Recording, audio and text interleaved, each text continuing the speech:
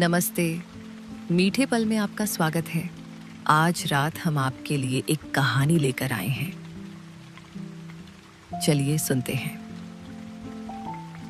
पहाड़ों के बीच से गुजरती पतली सड़क पर शाम धीरे धीरे उतर रही थी। आसमान दोपहर से ही बादलों से भरा हुआ था, लेकिन अर्जुन ने सोचा था कि शायद बारिश रात तक रुकी रहेगी। उसे अगले गांव तक पहुंचना था, जहां उसने रात बिताने की योजना बनाई थी। लेकिन पहाड़ों की बारिश अक्सर अपनी ही योजना बनाती है।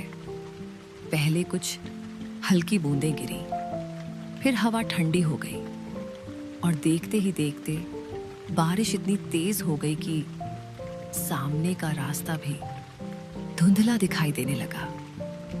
अर्जुन ने अपना बैग कंधे पर ठीक किया और तेज कदमों से चलने लगा। उसे उम्मीद थी कि शायद थोड़ी दूर आगे कोई सराय या कोई घर मिल जाए, लेकिन सड़क लगभग सुनसान थी। बारिश लगातार बढ़ती जा रही थी। कुछ देर बाद उसने पहाड़ी के ऊपर एक छोटी सी इमारत देखी। पत्थरों से बना एक पुराना मठ। उसकी छत से बारिश का पानी धाराओं की तरह बह रहा था और बरामदे में एक पीली लालटेन जल रही थी।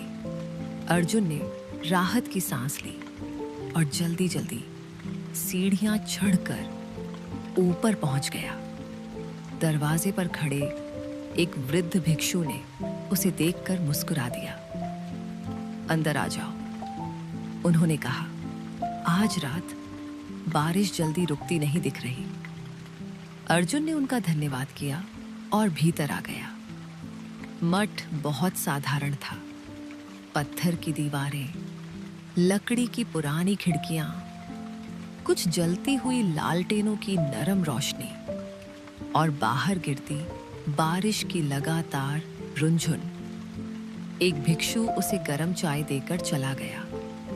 अर्जुन ने दोनों हाथों से कप पकड़ लिया। चाय की भाप ठंडी हवा में धीरे धीरे ऊपर उठ रही थी। कुछ देर तक वो बरामदे में बैठा बारिश देखता रहा। फिर उसने घड़ी देखी। बारिश अब भी तेज थी। कुछ और समय बीता। उसने फिर घड़ी देखी। बारिश वैसे ही गिर रही थी। उसे बेचैनी होने लगी। उसे अगले दिन बहुत दूर जाना था। उसे लगा जैसे यह बरसात उसकी पूरी योजना बिगाड़ रही हो। उसी समय उसने देखा कि मठ के लोग बिल्कुल शांत थे।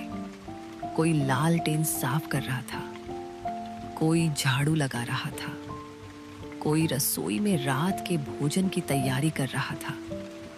जैसे बारिश उनके लिए कोई समस्या ही ना हो। रात थोड़ी और गहरी हुई। मठ के प्रांगण में एक घंटी की धीमी आवाज गूंजी। बारिश की धुन उसके साथ मिलकर एक अजीब सा सुकून पैदा कर रही थी। अर्जुन ने फिर बाहर देखा। छत के किनारे से पानी की बूंदें लगातार गिर रही थी।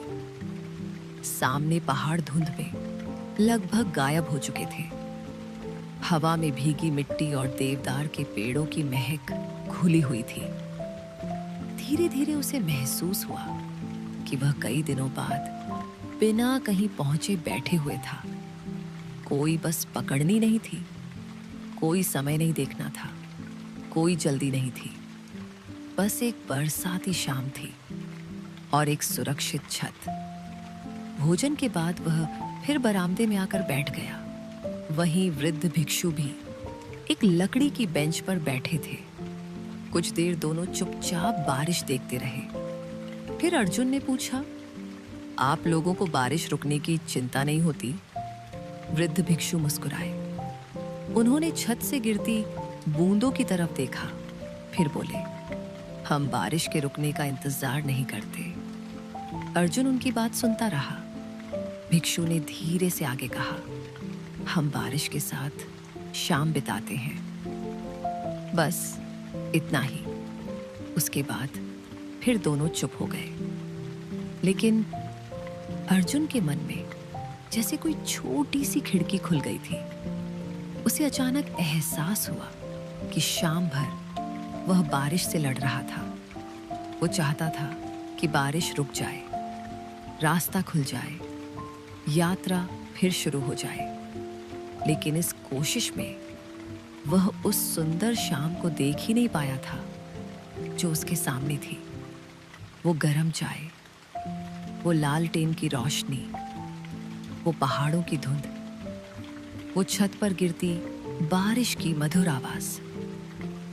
रात धीरे धीरे बीत गई, बारिश भी आखिरकार थम गई। सुबह जब अर्जुन जागा तो आसमान साफ था, पहाड़ धुले हुए से लग रहे थे। पेड़ों की पत्तियां सुबह की धूप में चमक रही थी।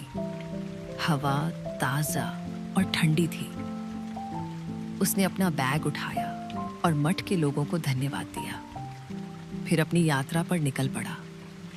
सड़क वही थी, मंजिल भी वही थी, लेकिन उसके कदम पहले से थोड़े धीमे थे। शायद इसलिए नहीं कि उससे कोई बड़ी सीख मिल गई थी, बल्कि इसीलिए कि उसे समझ आ गया था कि हर रुकावट रास्ता नहीं रोकती। कुछ रुकावटें हमें ठहर कर दुनिया को देखने का निमंत्रण देती हैं। पीछे पहाड़ी पर बना छोटा सा मठ अब धीरे धीरे दूर होता जा रहा था, लेकिन बारिश की वो शाम उसके साथ चल रही थी, जैसे किसी शांत गीत की अंतिम धुन, धीमी, मुलायम और लंबे समय तक मन में ठहर जाने वाली। मीठे पल से आपको ढेर सारा प्यार।